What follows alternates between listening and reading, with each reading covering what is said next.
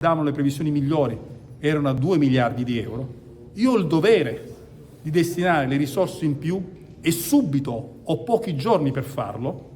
nella nuova riprogrammazione, verso misure sempre per le imprese che mi assicurano che siano tutte impiegate entro il 31 dicembre. Ed è quello che abbiamo fatto. Poi invece le richieste, come prevedevamo, come io stessi dissi all'assemblea di Confindustria Verona e Vicenza in ottobre, quando ancora si parlava di un flop che non serviva a nessuno, io dissi a loro in verità, in trasparenza, in onestà, in responsabilità, come sempre, che la misura tirava e molto più di quanto veniva detto. Per questo non ho ascoltato chi mi diceva di mettere un cap ancora più basso e l'ho messo a 2,5 miliardi. A quel punto, a un certo punto, le richieste sono state addirittura superiori. Quando sono arrivati a 3 miliardi,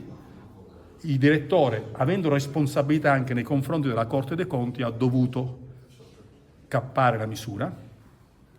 e abbiamo detto alle imprese da subito che ci impegniamo a trovare altre risorse affinché ci sia la possibilità che anche coloro che stanno presentando progetti, il ritmo è di 200 milioni al giorno, siamo già a 3,7 miliardi di euro e cresce ogni giorno sempre più.